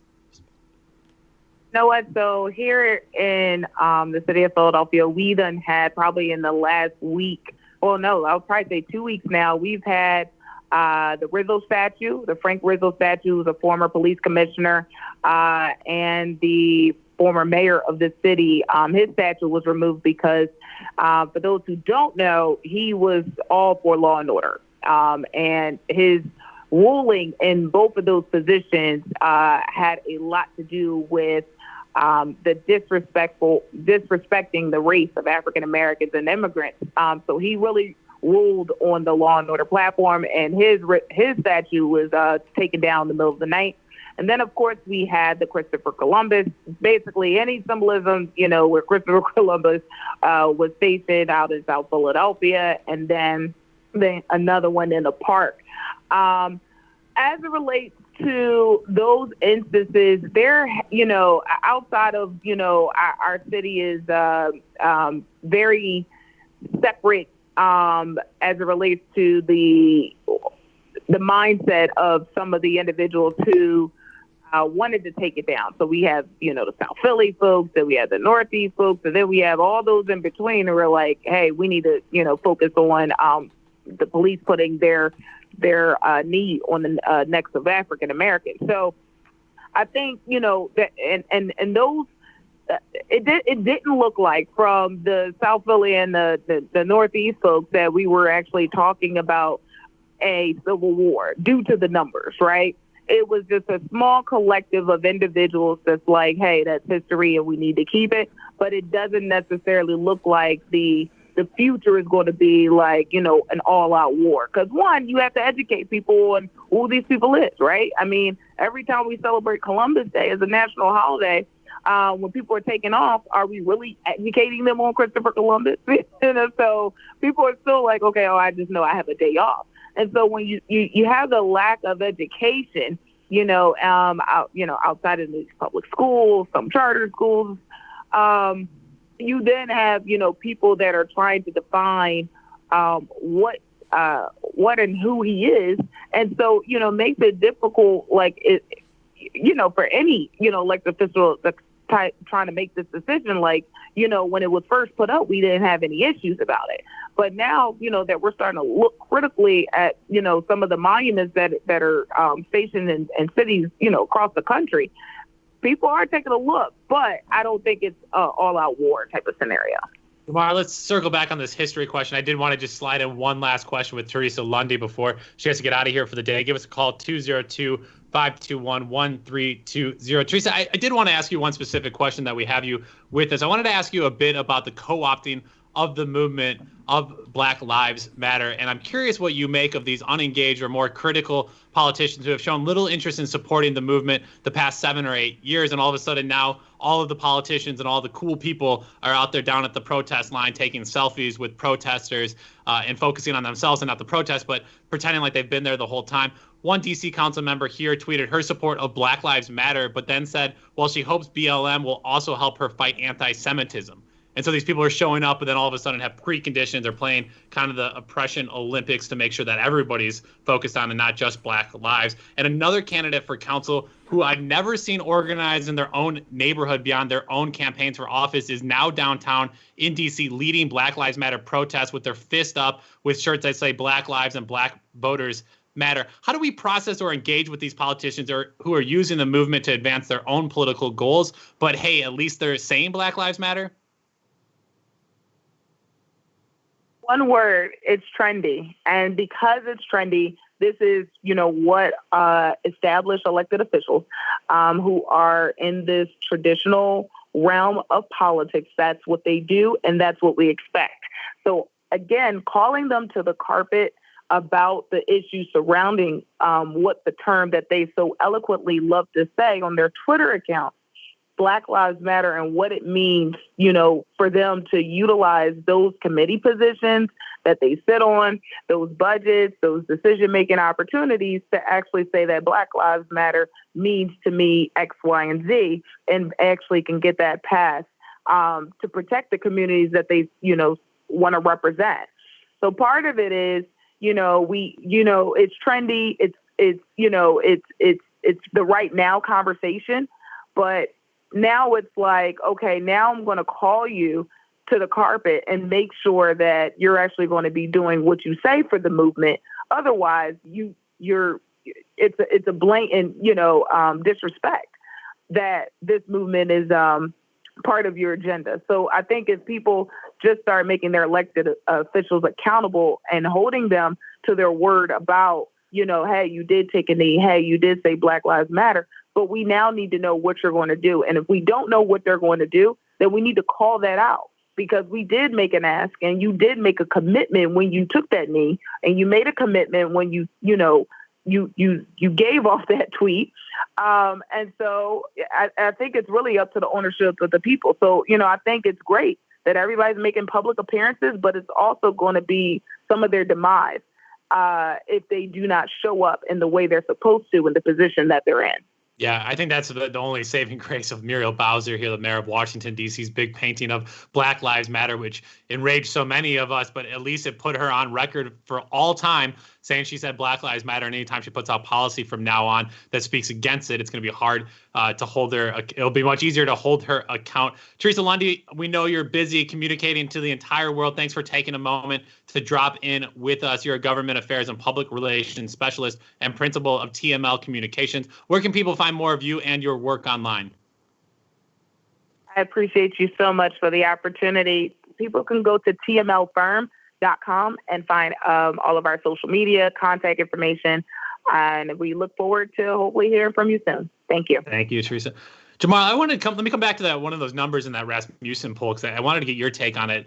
The number reads here, just 29% of blacks believe the current protest will lead to long-term meaningful racial change in America. Tell me more about why you think that number is as low as it is. Historical perspective. I mean, you have the overwhelming majority of people of color. I mean, not overwhelming majority, that's too strong, but the majority of the people who don't vote are making under 30,000, or for that matter, are people of color. After decades, you get to the point of realizing that your government doesn't like you very much, and that any notion of a change needs to, at the very least, be grounded in something within the context of your experience. I mean, the New Deal, blacks were written out of the New Deal. I mean, you had policies that precluded hiring, either from the standpoint of business or dealing with banking and loans, dealing with small business and starting those small business, dealing with acquisition of government services. You can go down the line. I mean, you have a maligned community that knows it's maligned and knows that the country have a certain perspective. I mean, even during the civil rights era, whites didn't think there was a problem with civil rights. And as African Americans, even this conversation of reparations, to which many of us would just say, you accepted the labor and you were able to benefit from that labor. You were able to benefit from those centuries of basically enshrining this notion of superiority within the context of your society, but you don't want to pay for it. And do you think that this, I mean, do you think that's as if it didn't exist? You think that it seems like that's, I mean, it seems like Bernie Sanders kind of ran into that major problem, right? It's all this stuff that you completely agreed with, I completely agree with, especially around the economy. People are saying, yeah, sorry, we know history, and it, like, no matter what you say right now, sorry, history tells us it's not going to work out for us. Yeah, and that has to be overcome. I mean, but that's overcome by action, per se. And maybe it's one of those things where it can't be overcome in the context of an individual doing it by himself. It has to be done by our society that finally grabs hold of it and says, okay, this is what we're going to do. So maybe the distribution was wrong. Maybe it needed to be a movement pushing, having somebody like a Sanders to to catch that movement as opposed to the other way around. I don't know, but they're definitely, from my standpoint and from the African American community that I know of, we don't have this great expectation that this country is going to do anything to the benefit of African Americans. It's just not there. Yeah. So, Too bad Bernie Sanders should have put out a policy for Black America called "We Shall Overcome." Take a playbook out of Joe Biden's camp there. Or maybe put out reparations. Maybe he should have went there. I mean, like, I'm seeing this now, and I think it's a wrong plan for back then. But now, it just seems that for white America to look at what's taking place in civil rights and say, okay, you're right, we agree, there's a problem here. This is an opening for a larger conversation that I just think was difficult, if not impossible, to have before this inflection point. That's why I think reparations is one of those arguments that can be slid into this and be argued, especially from the standpoint of poverty, because I think people generally get poverty. And I think you can make a decent argument of saying, look, those resources need to be distributed in ways that benefit as opposed to dropping in the cops as if cops are going to do all this work. You know, like just a different mindset of thinking about criminal justice. And I would hope that this inflection point would allow it. Yeah, I mean, we'll see it. Whites slightly more optimistic, and minorities up to 48% of minority voters. It's quite interesting to think that this will lead to long-term racial change. There's some interesting dynamics amongst the populace in the United States. I still think this conversation around the Confederate symbols being removed, it goes just kind of laugh at the Ben Carson, like, but then we'll have no history, as if Jamal, nobody else existed in history, as if not, there's like not plenty of other people to like highlight with statues. Like at least in Washington, D.C., we're lucky that we actually have a black city that can actually name schools after non-Confederate generals, and we actually have like some depth of history within the city itself. But I'm always shocked at the fact that people like think that history doesn't exist outside of these like racist people that they think had such an outsized role in forming this country. Right. They take it as an absolutist position, like history. You know, like Christopher. I don't know. Pick a Confederate. That Confederate might actually did pretty good things for the white population that was in that particular area. By the same token, he was trying to keep slaves, and he was literally fighting a war to keep those slaves. And so it's like, yes, there are two versions of the story.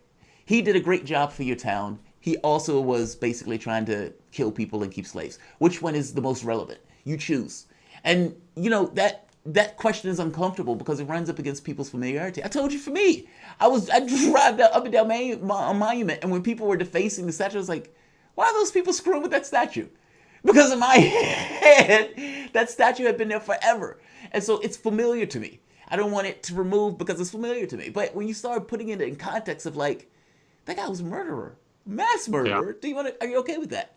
Your tenor has to some degree change on that. So yeah, I mean it's bizarre too to think about like ongoing wars right now of like built like these people that are fighting having statues to them in the future. I think that's always like the bizarrest thing, that this horrific violent act is somehow then glorified and iconicized in the history, which is bizarre. Jamal, I wanted to get to one last story before we flip over to our trends with benefits segment. I'm still just fascinated with the VP stakes on the Democratic Party. Earlier this week, more than 100 liberal activists and celebrities sent a letter to Joe Biden urging him to choose Senator Elizabeth Warren for his 2020 running mate as the former vice president considers his options. I want to read part of the letter here. It says, Elizabeth Warren could be best to unite the party. Anyone can speculate about who would be most helpful for your ticket politically in swing Midwestern states or with people of color, both areas where you're already strong. Another big variable is who would persuade millions of disappointed Sanders supporters to vote for your ticket. According to Jeff Weaver, the top advisor to Senator Sanders, there is a real and urgent need to help Biden consolidate Sanders supporters, adding that if all of the Sanders base turn out for Joe Biden in November, he could defeat Trump and take back the White House for Democrat. Here's the problem. Significant portions don't currently plan to.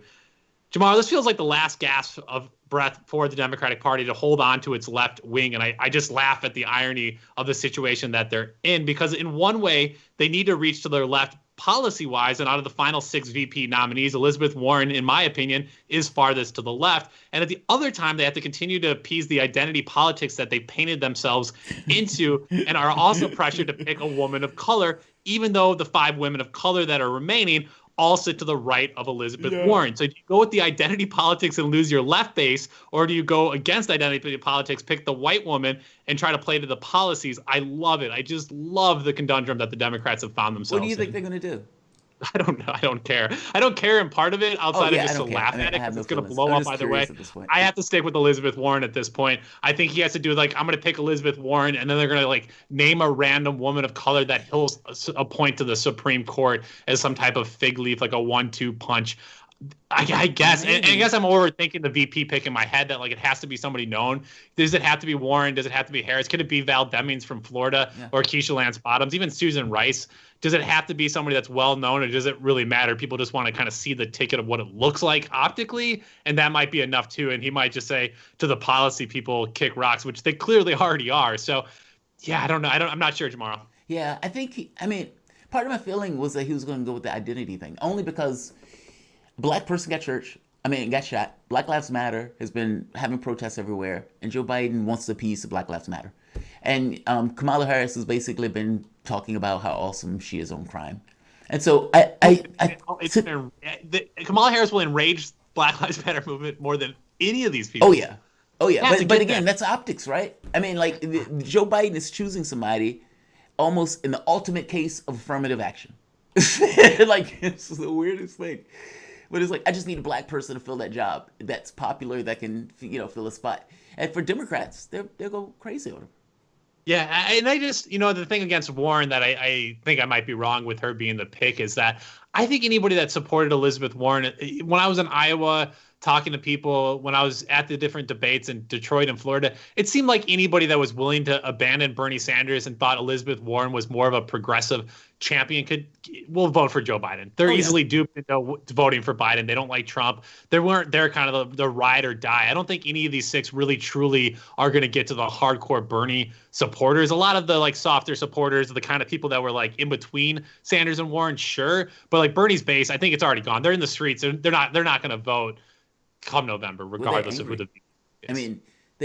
Because there was a lot that took place in 2020 that I don't think people entirely internalize. They found out for the first time that their policies were more popular than anything else the Democrats was pushing. And it was across the board: wealth tax, Green New Deal, et cetera, et cetera. And on top of those policies being popular, the only reason Joe Biden won was the electability argument. And that's an argument that Sanders didn't fight on. So that adds a certain degree of bitterness. It's we won on the policy, we lost on the other metrics. And again, it doesn't really matter if you win on policy, if you lose on the other metrics. It's kind of like the Electoral College stuff, right? But it's aggravating, to put it mildly. But yeah, those people are out in the streets. Those people are, and those people are going to be hardcore. But the question becomes, what number is that? Is that a significant number of people, or is that statistical noise that's just on social media? And I don't know. 20% is a big number of Sanders voters. Yeah, I think a lot of it is noise, though. I do think the Democrats play it safe. They'll go with I don't know what I got to stop guessing at it. We'll wait until next month when they actually come out with it. Jamal, let's take a quick break and head to our trends with Benefits segment, we'll look at a trend that I can promise you now is not your friend. No. You're listening to Political Misfits on Radio Sputnik Live in DC. We're back after this.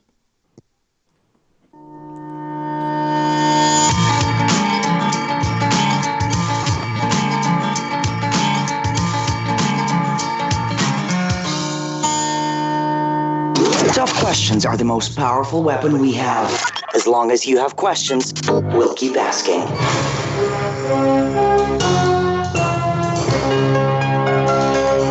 Radio Sputnik. Telling the untold. Tune in to Loud and Clear with Brian Becker for the latest news, commentary, and political analysis. What's really behind the political and social crisis gripping the United States and the world? Forget the spoon-fed soundbites from the pundits who know so little about so much. We bring you independent experts, analysts, and activists. Learn what really makes the decision makers take from the boardrooms of Wall Street to the West Wing of the White House. Here is where the people fighting for change speak and are heard loud and clear, 5 days a week on Radio Sputnik and SputnikNews.com.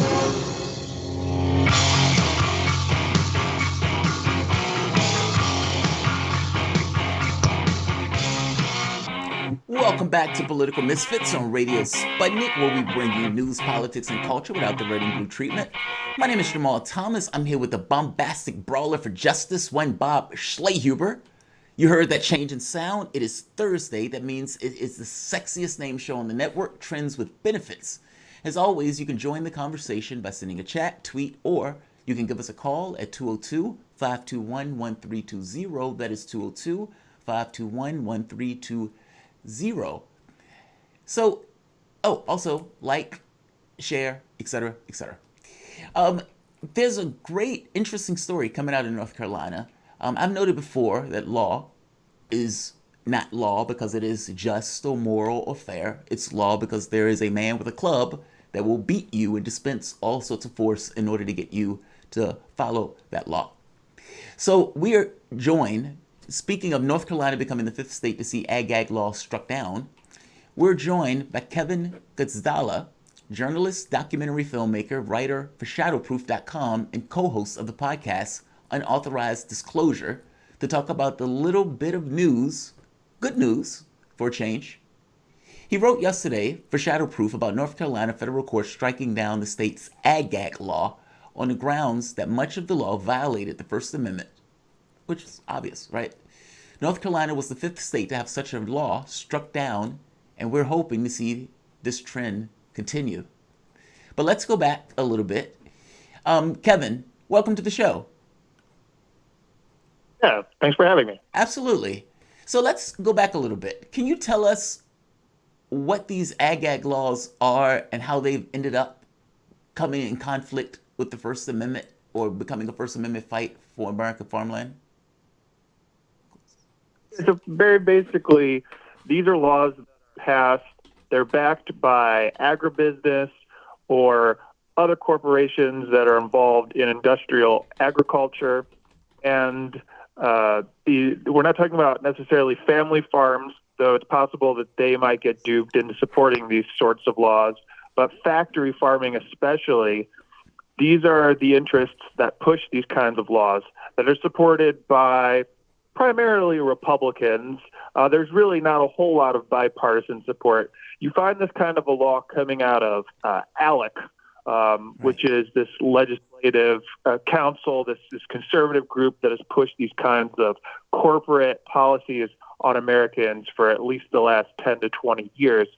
And so this is something that at least for the last 5 to 10 years, you have seen pushed all across the United States. And they're basically a way of enforcing secrecy by creating a kind of suppression or criminalization of speech about agricultural production. They particularly do not want videos and photos taken of animal abuse and cruelty that would affect their brands or change the way people feel about their the food that they're manufacturing. And so what is good, though, what is a positive about these ag-gag laws is that we have had these 5 states that have struck down such laws in federal court. And what I can tell you is that, as much as I love to talk about a bad news story and how things are getting worse, it does seem like the industry has met a lot of roadblocks when it comes to advancing these laws because they're really hard pressed to find courts that believe that these are constitutional, and they continue to concoct new ways that they can bring these laws because they know that what they're trying to do is target speech. And so it's fundamentally flawed from the beginning, and any judge can see it, that the only reason the law exists is because they want to stop whistleblowing, journalism, or free speech by activists. And they're trying to masquerade it as a property law that protects people from having their property rights violated or their properties being trespassed upon. But there's already basic laws for that. I mean, you know that there's already rights that says if somebody trespasses on your property, you can challenge that. Right. So we don't need an extra law, and that's the issue here. We're continue to be joined by Kevin Gostola, journalist, documentary filmmaker, writer for Shadowproof.com. I came across this issue when I saw a man flagrantly kicking a cow and abusing a cow. And the video went viral to some degree in the state. I forget which state. I think it was Wisconsin, but it might have been one of the other states. Basically went after the person who did the video and put in an ag law. That was the first time I came across it. It was like that guy was literally abusing that animal, and the state, working on behalf of the corporation, decided, the issue here is not the fact that he's abusing the animal. The issue is the fact that you're showing it. How obscene is that? What kind of abuses have investigations found on the agriculture business? I guess I just named one, being animal abuse. But what kind of abuses have these guys found that these guys need to try to prevent from coming to limelight with these kind of ag laws? I'll give you one specific example related to North Carolina that I think would have given them an incentive to have this law. And by the way, I just want people who are listening to this segment to know that this law is a very particular kind of ag-gag law because it created basically a mechanism that any company or any private firm could basically target a person, a journalist, a whistleblower, whatever, with a civil lawsuit. They could be charged, they could be fined $5,000 a day if you were found in violation. So basically, if your violation lasted 10 days, you would owe like $50,000 potentially because of this law. So in North Carolina, one huge issue that we all know about, if you know anything about pollution in North Carolina, which is that they have massive pig farms. And the pig farms leave a lot of waste. Yes. And essentially, the factory farms will spray this waste around and illegally, and it pollutes the water supply in North Carolina. It creates runoff, and it's a huge problem when storms come through North Carolina. And you'll see farmers basically spraying this waste to make sure that it doesn't get all over their property when that the storm comes through. And the North Carolina government has actually covered up, concealed what is going on with these farms and how they pollute. And so while that doesn't involve the most common thing here, which is animal cruelty and abuse, in order to document the way in which this waste is building up and not being taken care of, you might have to go onto that property and take a photo, or you might have to go nearby and take a photo or shoot video. And this is the kind of law where they would target you and say, and possibly claim that you were trespassing in order to suppress evidence that they were committing a violation. What's interesting about that, Al Franken wrote about that in his book, Liars and the Lying Liars. What is it? Liars and the Lying Liars That Tell Them, or Lies and the Lying Liars That Tell Them, where he goes into Bill O'Reilly. But one of the sections that he gets into is basically animal agriculture and how they do exactly what you just said. Basically have rivers of pig manure. It's it's disgusting. He's, making the argument about the smell and how far it goes for miles and whatnot, and basically that they're unrestrained. Like there's a law that basically protects them in doing what they do in this case. I'm curious, are the rulings that took place, the last 5 agricultural rulings, are they technical, are they performative, or are they substantive rulings that are basically going to get rid of the ability, going to allow people to basically visualize or get pictures of atrocities in regards to these clinics or these places, these slaughterhouses.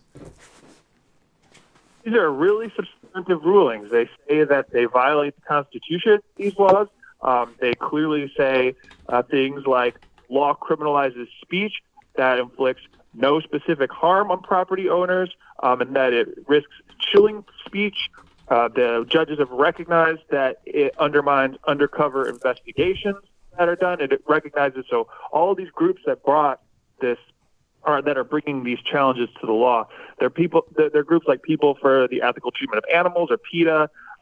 There's the Animal Legal Defense Fund, and then there's organizations that support whistleblowers that have backed these. There's press freedom groups that have even backed, and they're recognizing that the First Amendment does not permit these kinds of laws. And in the case of North Carolina, this most recent example that we're talking about today, the judge flat out removed the parts of the law that targeted speech. So basically, law still exists. The reason why it was passed no longer is there. I mean, there's the elements that were nefarious aren't there anymore. So it basically is repetitive, and it's just a basic, like, you can't trespass on property, which, as I already said, that was already criminal before they passed this law. Yeah, I don't think we needed John Bolton's book to tell us this, but in the book he comes out with and he says Donald Trump also talks about the need to jail journalists so they have to divulge their sources. Bolton alleges Trump said these people should be executed. They are scumbags. And so talk about the real dangers that people actually try. Talk about a chilling effect, to say the least, but it seems like these corporations, if you're costing people millions of dollars and the government's against you, the corporations are against you, it just feels incredibly dangerous and brave of these people to actually go out and take these videos. How much fear and how much fear should people live in when they actually go out to do these, and what's the real consequences and hit back from these corporations by exposing them? So I think that you're making a good point, which is these corporations have deep pockets. They have budgets where they can invest in armies of attorneys that will go up against you and defend themselves and say that you were committing some kind of an act against them that was illegitimate and can drag you through court. And that certainly discourages these even nonprofit organizations that may be better suited to defend themselves. It discourages them from supporting these kinds of investigations. It discourages them from publicizing exposés. So one more quick example here. In Idaho, that law basically got started after an expose done on an Idaho dairy farm, and the video showed that dairy workers were dragging cows across the ground with chains attached to their neck. They were twisting the cows' tails, inflicting pain, and they were beating, kicking, and jumping on the cows in order to force them to move. And because that video was made public, it freaked the dairy farm out, and so they turn around and try to criminalize exposing that kind of conduct. And so I think what the industry has consciously done is they're trying to create a deterrent and a risk for people like you and me who would record these videos, share them among our friends, family, or our community, and to say, if you're the one who makes us if you're the one who creates a risk to our business, undermines our profits because people no longer like what we're doing, then we're going to come after you and say that you committed some kind of foul act against us. And so far, the judges haven't bought it. They haven't believed that these are legitimate laws. But the main thing is, while these laws are on the books and they exist in at least a half dozen states, I would say there are still strict laws that are on the books, although it's been defeated in many states.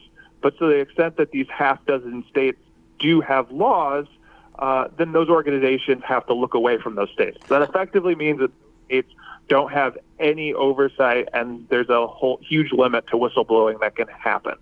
That's what I was going to get at. So is it illegal? I mean, is it legal for them to drag a cow by its throat like that? I know that's grim, but is it one of those things? I mean, is it one of those things that's allowed under law, or is that considered animal cruelty? And if so, why are they not being prosecuted the moment that you could find the video, whether or not the video is criminalized or not. It seems like somebody would be prosecuted if they're doing something of that nature, especially if you can document it.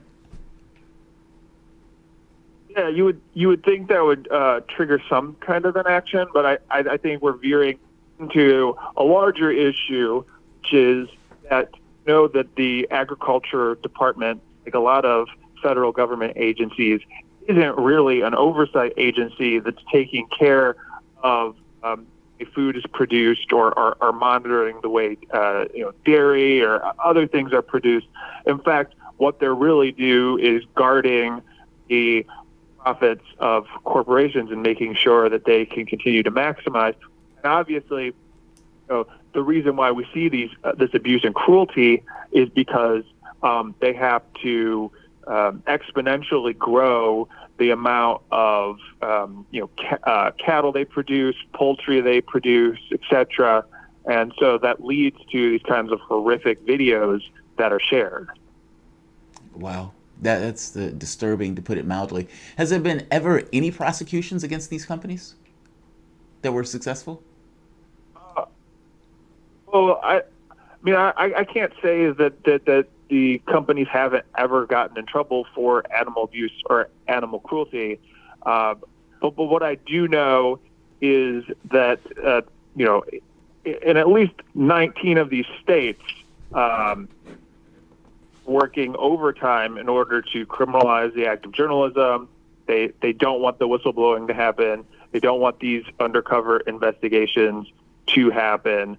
And across the country, they have been doing this as much as possible in order to protect this. I think that what they recognize is what's even more damaging than whether the law will be enforced upon them is whether the what you could call the consumer, although I don't usually like to describe us as that, but like the consumer would choose that they're not going to buy food or buy drinks or buy milk or buy dairy products or whatever from that company anymore. And they recognize that all of us can make that choice. I mean, we can make just as much as you can make a choice to stop going to a fast food establishment and stop going to any other company because you don't like what they're doing. They know that they're as at risk as anyone. And I think that's the largest threat to them, which is what they're trying to prevent. They know that these videos, this whistleblowing, is useful to people in making decisions about where they want to get their food. And the others, at the same time that you have this happen, you have quite a movement throughout the country to start to gain more control of your food supply, to have localized food and so, if you think about it, industrial farming is under threat from people who want to do farming locally, want to have gardens in their communities that aren't mass produced. The food naturally tastes better, and it's going to be better for you, and probably will be more organic and not have the kinds of, antibiotics and things that are shot up in these animals and everything. And so what are they going to do? Well, they're going to try to suppress any information that would fuel this trend, this belief, and that's what they're doing. Yeah, well, I don't push my veganism on anyone, but I'm just saying if there was ever a time, now might be the time. With that, we are out of time with Kevin Gosztola, a journalist, documentary filmmaker, and writer for Shadowproof.com and co-host of the podcast Unauthorized Discourse. Kevin, thank you for joining us for Trends with Benefits. Kevin, where can people find more of you and your work online? You go to shadowproof.com, SHADOWPROOF.com. Find me there, and thank you. Perfect. Kevin Gosztola, thank you so much. You're listening to Political Misfits on Radio Sputnik live in D.C. We're back after this.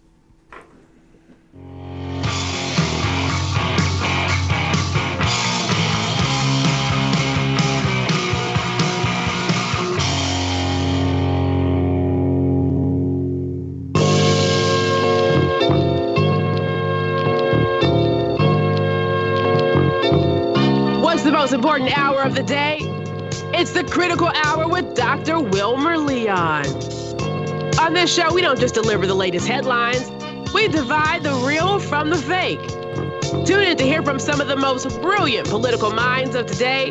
Get in-depth news and analysis that goes beyond the surface and dig straight into the details.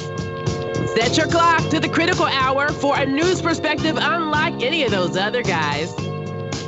Tune in to the Critical Hour with Dr. Wilmer Leon, weekdays 6 to 7 p.m. Eastern, and catch us on Facebook Live. You're listening to Radio Sputnik.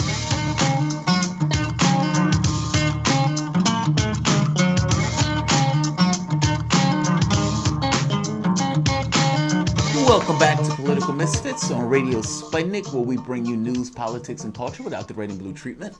My name is Jamal Thomas. I am here with my co-host, Bob Schlehuber. Couldn't think of anything clever in the moment, Bob. We have a few stories before we end out the evening. There's a really good one. Good news. Applaud for the conservative Supreme Court.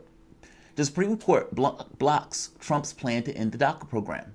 Now, the Supreme Court ruled today to block the Trump administration from ending the Deferred Action for Children Arrivals program, widely known as DACA. The Obama-era program protects the deportation of nearly 700,000 young undocumented immigrants who were brought to the United States as children through no fault of their own. The court said that the Trump administration had failed to give them an adequate justification for ending the program. God, he's incompetent. The federal law requires, just as most basic level, that you give the court a good reason to end the program, and this administration just couldn't do it. They couldn't meet that low bar of competence. Feckless, stupid, who knows? DACA, of course, has its critics, often its education or military service requirements, but flawed as it may be, it remains open to the more than 1 million undocumented immigrants brought here as children. And the Trump administration couldn't pull itself together to get this huge plank of its anti-immigration platform through. The only thing he had to do, Bob, was give a reason. He didn't even have the competence to just pay a lawyer a decent price. I don't know. I don't think there was a good reason outside of just I hate immigrants and I don't want them in my country. It's a really interesting ruling too, because DACA was set up by an executive order, and the argument is basically it became too complicated to undo, that too many of those 1 million people would have a ripple effect if pulled out of the U.S. System. They're in so many institutions, at so many universities, and so many jobs that you would cause this remarkable ripple effect. And there is no good reason to get rid of DACA. There's no good reason to not let 11 million people that are in this country undocumented an easy path to citizenship. Yeah. And so I'm not surprised. It's good that the court upheld it, because I don't think the court's really had much. Obviously the executive order, that is going to set a weird precedent, but I don't think Trump had a reason for it, and he was hoping SCOTUS would save him.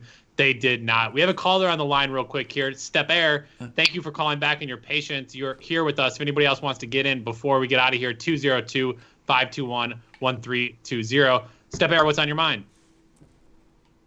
Okay, I was listening to you earlier about this Black Lives Matter and what's going on in the U.S. all over. And one thing I didn't hear neither side mention in this argument is God. God is the one that made us all. And so he doesn't give us a menu when we're born, whether we want to be Chinese or Japanese or black or white. So nobody has a choice of being who they are. We just realize who we are once we grow up. So this is out of just nonsense.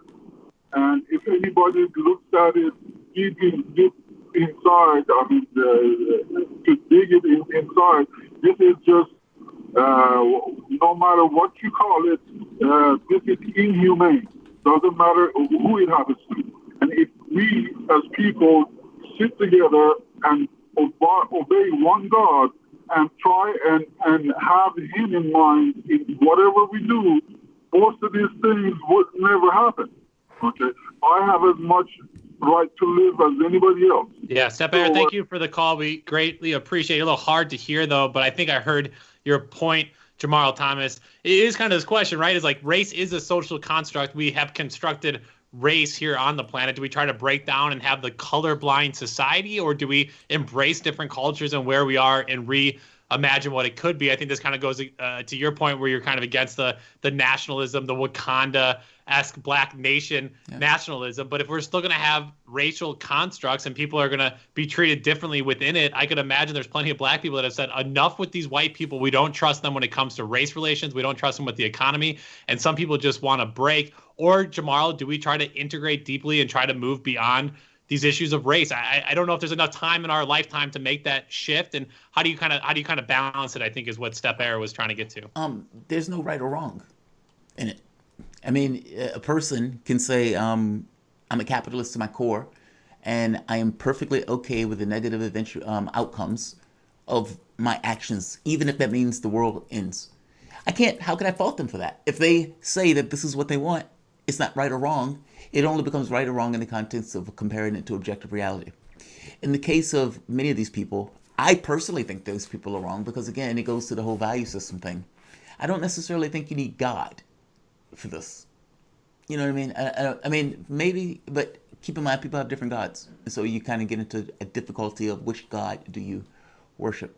No, but I don't think you need God for everybody to be, ethical. Yeah, people. No, I think we can debate that later. As a maybeist, I am in between. I'm not a maybeist when it comes to the environment and the need to protect it. The EPA here, Jamal, reporting has declined to regulate rocket fuel chemicals tied to developmental damage. What? What? At the same time, like, what? How weird is that? So it says, okay, this sounds kind of scary, but the EPA said in a statement that the chemical perchlorate, nailed it, perchlorate, does not meet the criteria of regulation as a drinking water contaminant under the Safe Drinking Water Act. According to the agency, up to 620,000 people might be consuming water that is perchlorate concentrate higher than the levels of concern.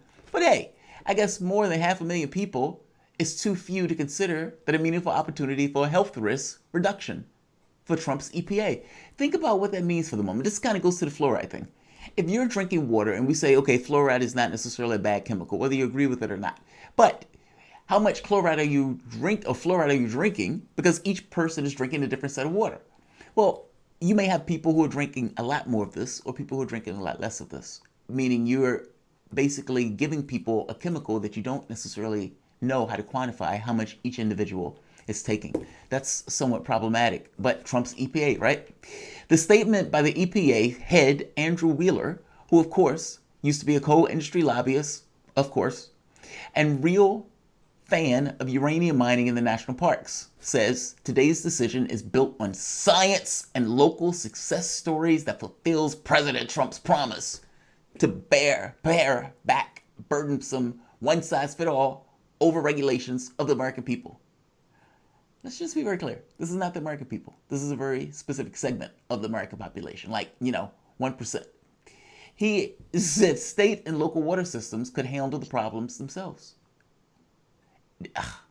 Negative externalities. We're going to let somebody else handle our debris. EPA documents have stated that exposure to perchlorate can cause issues with the thyroid glands, which is critical for growth and development in fetuses of children. Top Democrat, Bob, it's amazing to me how they flagrantly ignore issues of human health. Like, this guy's like, we're just going to, let the other people handle this. Yeah. A lot of this stuff is really concerning too, right? There's like no walking it back. Like once you've polluted the water's polluted. It's not like you get like the stuff out of there. Yeah, quite a bit of news stories out of here, Jamal. We're going to have to take off for the day. Just a few last pieces of headlines to keep an eye on.